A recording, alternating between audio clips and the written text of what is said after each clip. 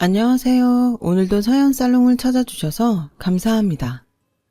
사연을 보내는 저는 40대 중반의 대학 교수이자 기계공학자예요. 얼마 전까지만 해도 저를 소개하는 말에 한 남자의 와이프이자 한 집안의 며느리라는 소개가 덧붙었겠지만 지금은 아니에요. 남편을 포함한 시댁과 화끈하게 한판 붙고 시원하게 이혼했으니까요. 물론 이혼 과정에서 다소간의 소란은 어쩔 수 없이 있었지만 그래도 진정 통쾌하기 짝이 없는 이혼이었어요. 50억대 부자를 만들어준 저에 대한 은혜도 모르는 인간들과의 관계가 정리되었으니 오히려 홀가분한 심정이죠. 저를 만난 사람들은 하나같이 궁금해하더라고요. 요즘은 많이 달라졌다고는 하지만 저 때까지만 해도 흔한 일은 아니었으니까요.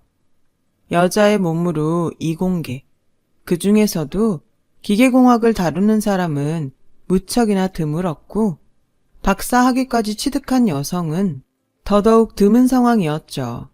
그럼에도 제가 이공계와 기계공학을 선택한 이유는 단 하나였고요. 일찍이 세상을 떠난 홀아버지가 기계공학 박사였거든요. 외동딸인 저는 홀아버지가 밟아온 학문의 여정을 뒤따랐을 뿐이었어요. 물론 기계공학이란 분야에 박사와 교수가 되기까지는 절대 쉽지 않은 여정이었어요. 여자여서가 아니라 기계공학이란 모든 사람에게 똑같이 어려운 학문이기 때문이에요.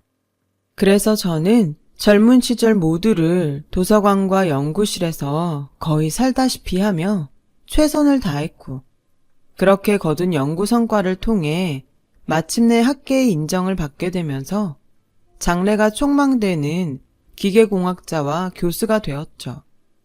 남편과의 결혼은 그러는 통에 자연스레 늦어졌어요. 하지만 늦었을지언정 참 잘한 결혼이라고 그렇게 생각했어요. 그때까지만 해도 잘한 결혼이 맞았어요. 상견례 자리에서 시모를 처음 봤던 순간부터 느낌이 딱 왔죠. 어느 정도의 유산을 물려받고 배우기도 많이 배운 저와는 다르게 남편과 시댁 식구들은 반지하 월세 단칸방에 옹기종기 모여 사는 어려운 사정이었고 그래서 남편보다 잘나고 많이 배운 며느리가 부담스러울 법도 하다 싶었는데 시모는 전혀 그러지를 않았거든요. 오히려 저의 두 손을 꼭 부여잡고 고마워했죠. 어떻게 안 고마울 수가 있겠니? 너처럼 많이 배우고 능력 있는 교수가 우리처럼 볼일 없는 집안의 며느리가 되어주겠다는데. 에이, 그렇게 대단한 것도 아닌데요, 뭐. 그리고 이렇게 반겨주시는 것만 해도 오히려 제가 더 감사할 일이죠. 아니다, 아니야. 우리가 고맙지. 평생 두고두고 귀한 며느리 대접하면서 살아야지. 그 자리에 있던 시동생들도 각자 한마디씩 거들었죠. 그래요, 형수. 결혼 참 잘했다는 생각 절대 변하지 않도록 우리 시동생들이 잘할게요. 시집살이 그런 건 걱정 안 해도 괜찮아요. 저희가 천성이 모질지를 못한 심성들이라서 사람 막대하고 그런 거 못해요, 절대. 제가 막내예요. 앞으로 잘 모시겠습니다, 형수님. 그렇게 성사된 결혼. 저는 결혼 생활의 초장부터 더욱 분명하게 깨달았어요. 비록 시댁이 반지하 단칸방 월세살이를 할 정도로 가난하지만 마음만큼은 세상 누구보다 올바르고 훌륭한 사람들이라는 것을요. 시동생들은 자신들도 빈곤한 처지였지만 거리만 나섰다 하면 본인들보다 어려운 사람들, 예를 들면 폐지 줍는 노인 같은 분들을 누가 먼저랄 것도 없이 앞다투어 돕는 그런 훌륭한 인품이었고 집 안으로는 부족한 콩이라도 서로를 위해 서슴없이 양보할 만큼 우애도 참 깊은 사람들이었어요. 시모요. 윗물이 맑으면 아랫물도 맑은 법이라잖아요. 자식들이 그러하니 시모의 평소 행동 거지는 굳이 제가 언급하지 않아도 다들 아시겠죠. 특히나 모든 시댁 식구들은 맏며느리인 저에게 무척이나 지극정성이었어요. 시집살이요. 너무 없어서 오히려 제가 가끔 미안할 지경이었어요. 또한 동네 사람 모두가 알 정도로 제 자랑을 입에 달고 다녔어요. 우리 맏며느리, 우리 큰 형수님이 젊어서부터 굵직한 연구 성과를 이루는 등 학계에서 인정받는 교수이자 기계공학자라고요. 저는 마침 일생일대에 심혈을 기울인 연구를 진행하는 통에 많이 지쳐있던 상황이었는데요.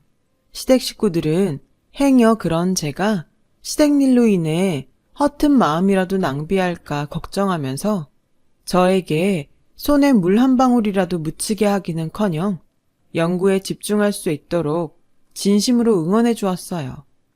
그러던 어느 날 제가 시댁 식구 모두를 정말 친정처럼 각별하게 아끼게 된 일화가 생겼어요. 아니 글쎄 생전 그런 적 없던 시모가 갑자기 연락을 해와서는 오늘 저녁은 바쁘더라도 꼭 시댁에 들러서 저녁 먹고 가라고 아주 신신당부를 하더라고요. 시댁에 무슨 병고라도 생겼나 싶어서 시댁으로 향한 저의 눈앞에는 남편과 시모 그리고 시동생들이 분주하게 제사상을 차리고 있는 모습이 펼쳐졌어요. 그때까지만 해도 상황 파악을 하지 못한 제가 몰뚱이던 그때 시동생들이 다 차려진 제사상에 저희 친정아버지 영정사진을 올려놓더라고요. 저는 그제야 아차 싶었죠. 그날이 바로 일찍이 세상을 떠난 친정아버지의 제삿날. 딸인 저조차도 일생일대의 연구활동에 치여 바쁜 나머지 소홀히 했던 친정아버지의 제사를 시댁 식구들이 먼저 챙기고 있던 것이었죠.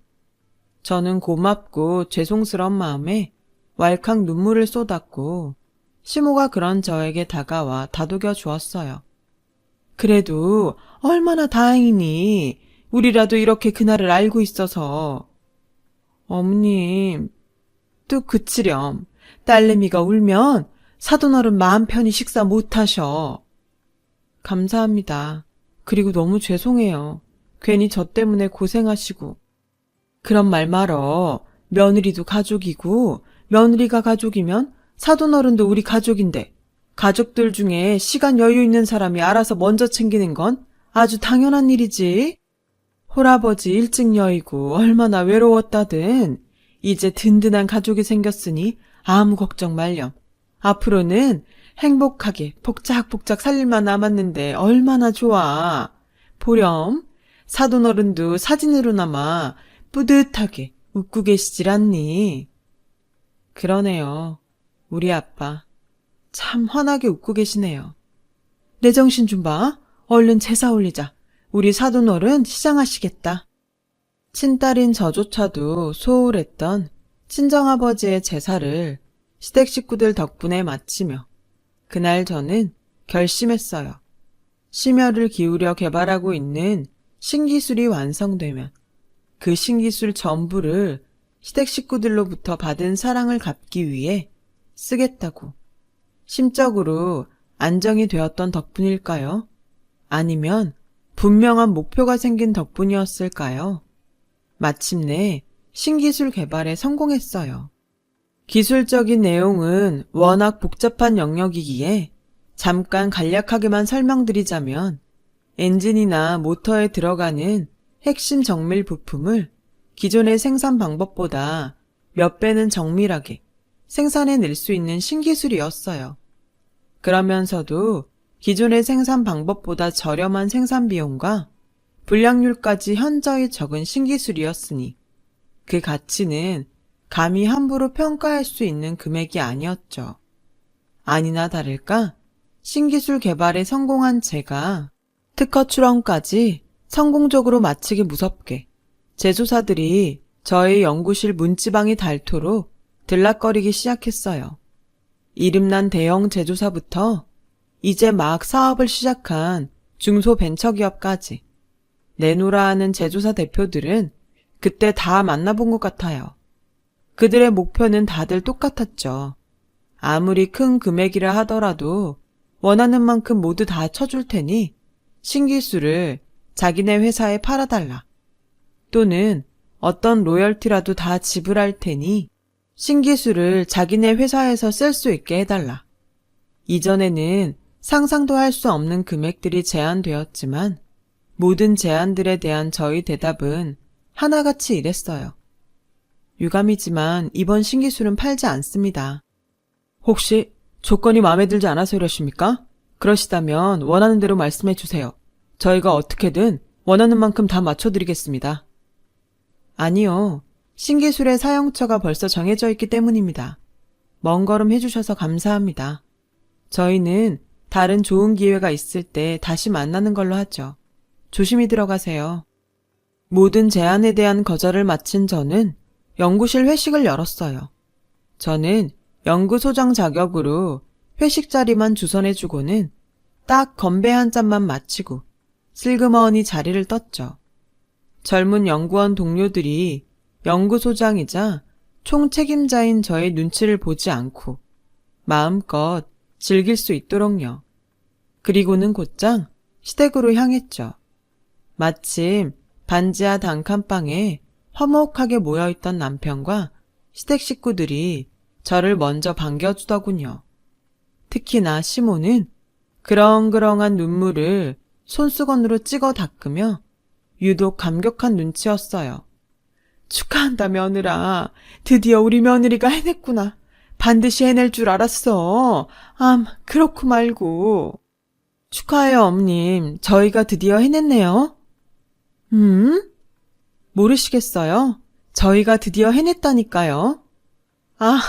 내가 원래 좀 이래요. 가방끈이 짧아서 그런가? 통 무슨 말인지 이해가 잘 되지를 않는구나. 이번 신기술 저 혼자 개발한 거 아니라는 얘기예요. 아무래도 그렇겠지. 같이 고생한 연구원분들이 얼마나 고생이 많았겠니? 어머, 내 정신 좀 봐라. 이럴 게 아니라 당장에 떡이라도 돌렸어야 하는데 지금이라도 떡집에 전화 넣을까? 떡은 마음만 받을게요. 벌써 회식 자리 마련해 놓기도 했고요. 그것보다는 감사합니다. 어머님이랑 남편, 그리고 시댁 식구들 모두가 응원해준 덕분에 이번 신기술 개발에 집중할 수 있었어요. 그러니까 이번 신기술은 저희 신기술이 아니라 우리 가족 모두의 신기술이고 우리 가족 모두를 위한 신기술이 될 거예요. 예, 너 혹시 제가 그 신기술을 다른 데 쓸 거라고 생각했던 건 아니죠? 우리 가족을 위해 쓰겠다고? 당연하죠. 신기술을 이용해서 사업 한번 해보려고요. 우리 가족들 다 함께. 굳이 따지자면 일종의 가업 정도 되겠네요. 제 말을 마치기 무섭게 시댁 식구들은 눈물바다가 되었어요. 흐느끼는 소리로나마 저에 대한 고마운 마음을 솔직하게 전했고 없어도 괜찮은 약속까지 굳이 아주 거듭거듭 해주더라고요. 저를 평생 은인으로 생각하며 잘 대우하겠다고요. 그런 시댁 식구들을 보며 저 또한 눈시울이 붉어졌어요. 그렇게 저는 시댁과 함께 신기술을 활용한 사업을 시작했어요. 대표이사는 시모 명의로 해두었지만 시댁은 사업 자금을 댈 여력이 되지를 않았기에 초기 사업 자금 모두는 그동안 제가 저축해둔 돈과 친아버지의 유산을 아껴둔 돈으로 해결했죠. 일종의 투자금이고 제가 투자자이자 대주주가 되는 형태라고 생각하시면 이해가 편하실 거예요. 그러는 대신에 신기술을 사용하는 대가로 20%의 로열티를 받기로 시댁과 계약했어요. 고마운 시댁에게 로열티를 받는 건 너무 야속한 거 아니냐고 생각하실 수도 있는데요. 사실 안 받을 수가 없는 로열티였기에 부득이 받기로 했을 뿐이에요. 그리고 정말 최소한의 로열티였고요. 20%의 로열티는 신기술의 가치에 비하면 아주 헐값일 뿐더러 신기술을 개발하기까지 함께 고생한 연구원들의 지분을 챙겨주어야 했기에 책정한 퍼센티지가 딱 20%였어요. 그 20% 로열티로 연구원들의 지분만큼을 지분하고 나면 저에게는 100원 한 장 떨어지지 않는 계산인 셈이었어요. 마음만큼은 행복했어요. 사랑하는 식구들을 가난으로부터 구제할 수 있다면야. 그것만으로 충분했으니까요. 시댁과 저의 사업은 신기술 덕분에 아주 승승장구했어요. 창업한 지 얼마 지나지 않아 시댁이 정당한 사업 수익금으로 벌어들인 금액만 해도 50억대가 될 정도로 아주 잘 나갔죠. 그런데 제가 다른 영구권으로 사업체의 경영을 시댁 식구들에게 일임해 놓은 사이 시댁 분위기가 영 이상하게 돌아가더라고요. 어머님, 가방 사셨어요? 이제 알아보는구나? 좀 서운하다 얘. 이게 얼마짜리 명품인데 이제서 알아보고 그러니? 그런 게 아니고요. 명품 가방 새로 산 지 이틀밖에 안 지난 것 같아서요. 이틀 들었으면 많이 들었지 뭐. 네? 내가 이래봬도 잘 나가는 사업가예요. 나 정도 되는 사회적 체면에 그게 아무리 명품이라지만 한 번 들었던 가방 2번 들면 쪽팔린 일 아니겠니? 넌 아직도 예전 시절에 머물러 있는 모양인데 단칸방 거지살이 시절은 이제 잊으렴. 그래서 그건 또 얼마짜린데요? 아주 저렴해요. 3천만 원이면 사실상 일회용짜리 싸구려 아니겠니? 저는 순간 벙찌고야 말았어요. 며칠에 한 번꼴로 명품 가방을 갈아치우는 것도 모자라서 매번 수천만 원대. 심지어 그걸 싸구려 일회용이라고 표현하는 시모로부터 묘한 위화감을 느꼈죠. 남편과 시동생들은 아주 한술 더 뜨더군요. 외제차들을 무슨 전시회장처럼 채워놓기 시작하는데 저로서는 도저히 이해할 수 없는 씀씀이었죠. 아무리 50억대 부자가 되었다고 한들 그만한 사치를 부릴 정도는 아니라고 생각했거든요. 그렇다고 시댁 식구들이 50억을 어디 재투자에 몇백억 단위로 불려놓은 것도 아니었고요. 도무지 이해할 수 없던 저는 혹시나 싶은 마음에 과거 신기술 구매차 인연을 맺게 되었던 대형 제조사 대표님에게 슬쩍 물어봤어요. 시댁이 운영하는 사업 규모가 그 정도 사치를 부릴 만큼이 되느냐고요. 그러자 대형 제조사 대표님이 밥숟가락까지 떨어뜨려가면서 대경 질색하더군요. 시댁이 부리는 사치 정도면 10대 재벌에 들지 않는 한 어렵다면서요. 그러면서 슬쩍 귀띔을 해주었어요. 그 정도면 이미 회사 돈을 빼돌리는 것 같다고요. 회사 돈을 빼돌리는지 아닌지를 직접 확인하기 전이었지만 충격을 안 받을래야 안 받을 수 없는 기뜸이었어요. 사건은 제가 충격에 빠진 마음을 미처 추스르기도 전에 연이어 터져 나왔어요. 이번에는 회사 내부 일이었어요. 그동안 시댁 식구들이 저 몰래 회사 직원들을 괴롭혔던 악덕 사장 갑질에 돈지랄이 이만저만이 아니었더군요. 언제 단체 소송 때려 맞고 징역살이를 해도 이상하지 않을 정도였어요. 결국 저는 확신했죠. 평생 욕심이라고는 없이 살아왔던 시댁 식구들 모두가 잘 나가는 사업가 노름과 잠만 자고 일어나면 또 늘어나 있는 그놈의 재산, 돈 노름에 눈이 멀어버렸구나.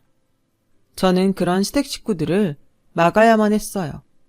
그 좋았던 우리 식구들이 타락하는 꼴을 가만히 두고 볼 수도 없고 두고 보아서도 안 되었으니까요. 어머니, 저랑 잠깐 얘기 좀 하시죠. 나중에. 지금 꼭 해야겠는데요. 글쎄, 나중에 하자니까는. 아니다. 너도 온 김에 이것 좀 봐보렴. 이게 뭔데요? 크루즈? 우리 식구들이 옛날 옛적에는 가난뱅이였잖니.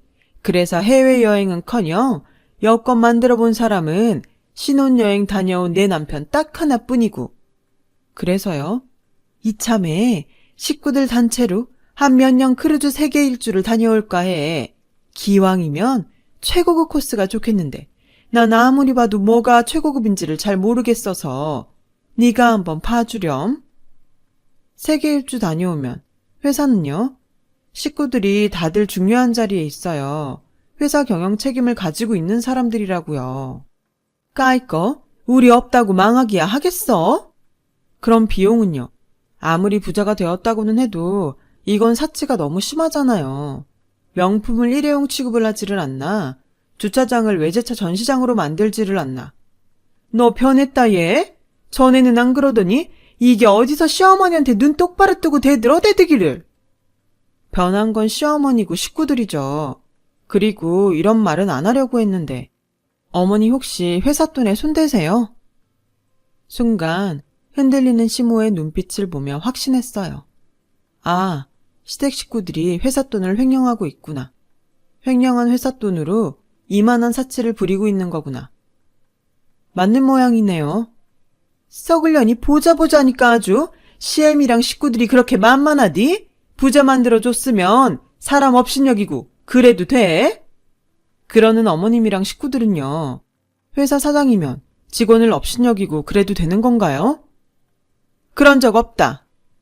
저도 다 듣고 보고 확인한 내용이 있어서 하는 말이에요. 부탁이자 경고이기도 하고요. 제발 예전에 좋았던 시어머니로 돌아와 주세요. 더 이상 무너지는 모습 저는 도저히 못 보겠네요. 제 딴에는 진심으로 건넨 충고였지만 이미 돈의 노예가 되어 있는 식구들 모두는 저의 말을 고깝게만 들었던 모양이에요. 제가 시모와 실랑이를 벌이던 바로 그날부터 전에는 단 한 번도 없었던 시집살이가 시작되었으니까요. 한때 우리 위대한 교수님 과학자 며느리이던 저는 졸지에 시댁의 찬덕꾸러기가 되었어요. 시모 남편 시동생들 너나 할 것 없이 저에게 시집살이를 시키면서도 입만 열면 소박 타령을 해대기 시작했어요. 너는 그저 한낱 여자일 뿐이고 여자면 여자답게 집안에 틀어박혀서 조신하게 살림이나 하면서 죽어서 지내라 하는 폭언 정도면 아주 정중한 표현 축에 들 정도로 행패가 심해졌죠. 돌변한 시댁 식구들의 행태는 저에게 의문을 불러일으켰어요. 혹시 시댁에서 나를 쫓아내려고 하는 건가? 반쯤 확신에 찬 의문이었지만 그때까지만 해도 그저 의문에 불과할 따름이었죠. 그렇다면 왜 쫓아내려고 하는 걸까? 하는 질문에 대한 답을 구하지 못했거든요. 시댁이 회사 돈을 빼돌린다는 이유 하나만으로 저를 쫓아내려고 한다고 확신하기에는 부족했어요. 창업 당시 제가 대표이사직을 고사하기는 했지만 어디까지나 저는 투자자이자 대주주이면서 사업의 핵심 아이템인 신기술의 특허권자이기도 하거든요. 결국 시댁 사업은 저 없으면 돌아갈 수 없는 사업이란 말이죠.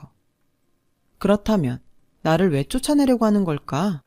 답은 의외로 쉽게 뜻밖의 장소에서 나타났어요. 시댁 일로 골치를 썩는 탓에 연구에 집중하지 못하고 있던 저에게 연구소에 회계 담당 직원이 쭈뼛쭈뼛 다가오더라고요. 저기 소장님, 혹시 지금 바쁘세요? 아니야, 괜찮아. 왜? 무슨 걱정 있어? 안색이 많이 어두운데? 그게 그러니까요. 한참을 망설이던 회계 직원이 통장 하나를 저에게 건넸고 통장을 확인한 저의 머릿속에는 그제야 시댁이 저를 쫓아내려고 했던 퍼즐이 맞춰졌어요. 입금 내역이 단 1원도 찍혀있지 않은 그 통장은 바로 시댁이 저에게 주기로 했던 신기술 사용료 20%가 입금되었어야 할 통장이었거든요. 그런데 그동안 단 1원도 들어와 있지 않다? 뻔하죠. 신기술 로열티까지 빼먹기 위해서 저를 쫓아내려고 작정했다는 거. 사태 파악을 마친 저는 시댁 식구들이라는 인간들에게 정남이가 뚝 떨어졌고 그저 한심하기만 하더라고요. 얼마나 무식하면 이딴 짓거리를 벌이는지. 저는 일단 회계 담당 직원을 위로했어요. 그럼 우리 연구원들 전부 그동안 신기술 지분 한 푼도 못 받았던 거네? 이걸 왜 이제야 얘기하니? 아무래도 소장님 시댁이 관련되어 있는 일이라 조심스러웠어요. 죄송합니다. 아니야. 오히려 내가 미안하지. 신경 못 써서 미안해. 내가 식구들을 너무 믿었나 봐. 최대한 빠르게 이자까지 쳐서 지급될 수 있도록 처리할 테니까 걱정하지 않아도 돼. 그리고는 곧장 시댁으로 들이닥쳤죠. 마침 시댁 식구들도 저를 완전히 쫓아내기로 작정한 모양이더라고요.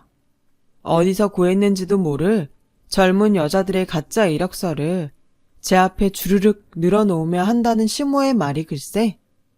너도 봐서 알겠지만서도 이게 다 네 남편에게 시집 오겠다는 여자들 이력서다.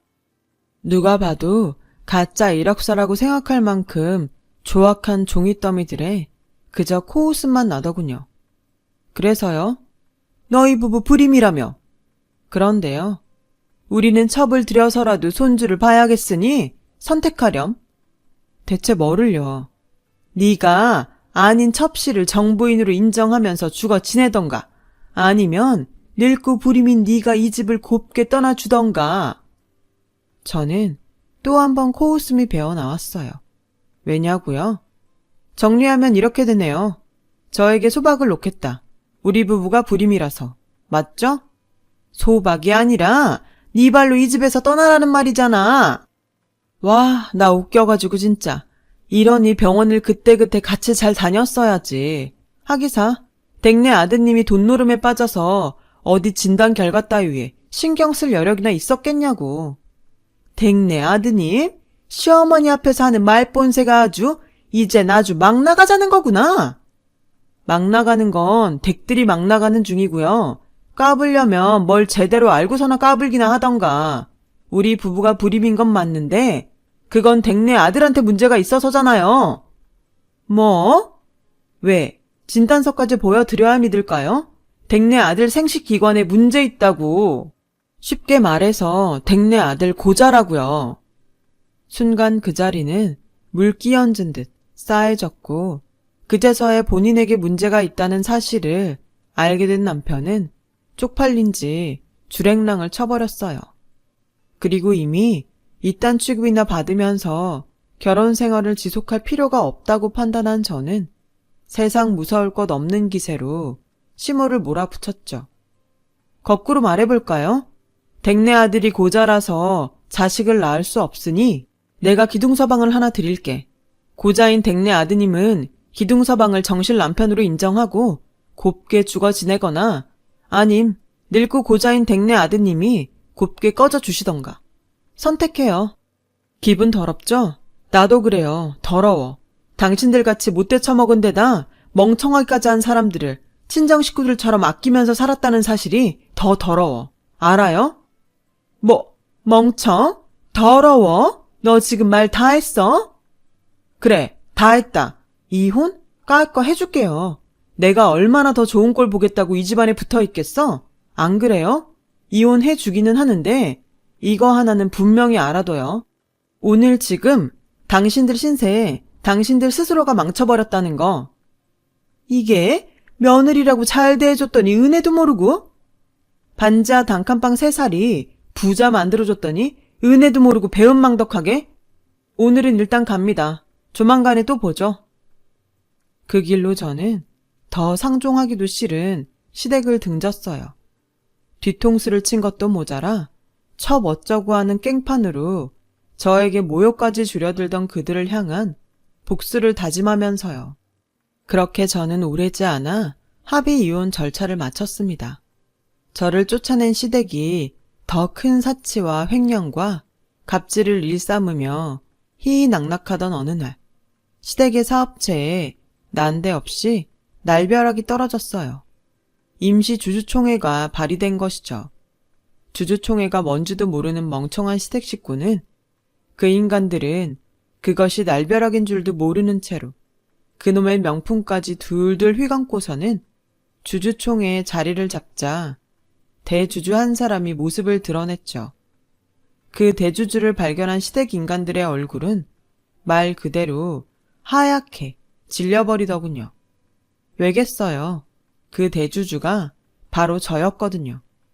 그렇게 저는 우리 실업 대주주 자격으로 임시주주총회의 첫 번째 의제를 발의합니다. 의제는 현 대표이사인 김복순 여사와 이하 경영진들의 경영권 박탈입니다. 그날의 임시주주총회는 싸움이라고 할 것도 없이 너무도 싱겁게 끝이 나버렸어요. 그동안 쌓아왔던 경영진인 시댁 인간들을 향한 불신이 어마어마하게 쌓여있던 상황이었을 뿐더러 더욱이 회사의 핵심 사업 아이템이 저와 동료 연구진들이 개발한 신기술이었기 때문이었죠. 당연히 시댁 인간들을 회사로부터 쫓아내자는 저의 의제는 만장일치로 통과되었고 사업 지분 하나 없이 바지 사장에 불과했던 시댁 인간들은 땡전 한 푼 건지지 못한 채로 회사에서 쫓겨날 처지가 되었어요. 그 순간 참 가소로운 상황이 펼쳐지더군요. 이놈의 멍청한 시모라는 인간이 엎드려 빌어도 모자랄 판국에 감히 제 앞에서 콧대를 세우는 것이 아니겠어요? 고작 이거니? 한다는 복수가 겨우 이딴 거야? 겨우가 아닐 텐데요. 엎드려 빌어도 모자란 상황이고 겨우가 아니면 뭐라디? 착각하는 모양인데 우리 이미 50억 부자야. 돈은 돈을 불러 모으는 법이고 지금 가지고 있는 50억만 잘 굴려도 수백억쯤은 금세 불어날 텐데 우리가 뭐 한다고 네 앞에 엎드려 빌어 빌기를? 글쎄요. 그 50억 중에 이미 많은 돈이 돈지랄로 없어졌고 남은 것들도 금방 없어질 텐데. 말 같지도 않은 소리. 어디 따져볼까요? 그동안 당신네들이 회사 돈 가져다 쓴 거, 신기술 로열티 20% 한 푼도 지급하지 않은 거. 대충 듣자 하니 당연히 탈세도 한 것 같다던데. 그거 다 따지고 들면 그깟 50억으로 막을 수나 있을런지 모르겠네. 그걸 누구 맘대로 네가 어디 회사 장부 들춰볼 주제나 된다든? 그것도 지금 한번 알아보죠. 제가 회사 장부 들춰볼 자격이 되는지 안 되는지. 우리 실업 대주주 자격으로 임시주주총회의 두 번째 의제를 발의합니다. 두 번째 의제는 새 대표이사 선임권에 대한 의제입니다. 제가 발의하는 새 대표이사는 바로 이번에도 만장일치였어요. 후임 대표이사로 추대된 사람은 역시나 저였어요. 저는 대표이사 취임식을 마치기 무섭게 시댁 인간들이 경영하던 때의 회계 장부를 모조리 까발렸고요. 또 역시나 시댁 식구들이 회사 돈을 참 어마어마하게도 빼돌렸더군요. 작게는 직원들의 임금, 복지비용, 식대부터 크게는 사업자금과 저에게 지급하기로 했던 신기술 로열티 20%, 그리고 탈세까지 아주 종합적으로 치졸하게 빼먹었어요. 모든 증거를 확보한 저는 새로 선임한 법무팀을 필두로 각종 소송전을 시작했어요. 시댁 인간들을 탈세로 고발하는 한편으로 검찰의 배임 및 횡령 혐의로 형사 고소를 진행했고 그들이 빼돌린 회삿돈 전액에 이자까지 더한 금액을 환급하라는 민사소송도 빼놓지 않았고요. 그렇게 지금 한때 저의 신기술 덕분에 50억 부자가 되었던 시댁 인간들은 땡전 한 푼 없는 알거지 신세가 되고야 말았어요. 그들이 사업 수익으로 벌어둔 금액 50억은 각종 배상금으로 모조리 환수되었고 얼마나 많이 헤쳐먹었던지 그 돈을 다 토해내고도 모자라 아직도 10억 남짓 빚으로 남아있죠. 저는 회사의 경영권을 새로 선임한 전문 경영인에게 맡기고는 교수이자 공학자로 돌아왔어요. 많은 직원들의 생계가 달린 회사를 경영하기에는 저보다 전문 경영인이 훨씬 나을 테니까요. 애초에 이혼을 결심하고 시댁을 떠나면서도 신기술 이용 권한을 박탈하는 대신 대주주로서의 진흙탕 싸움을 감수했던 이유가 바로 그거였기도 하고요. 제가 신기술을 박탈해버리면 회사가 망할 테고 그러면 직원들도 실업자가 되어버릴 테니까요. 그러는 한편으로 저는 다달이 교도소로 채권 출시 우편을 보내요.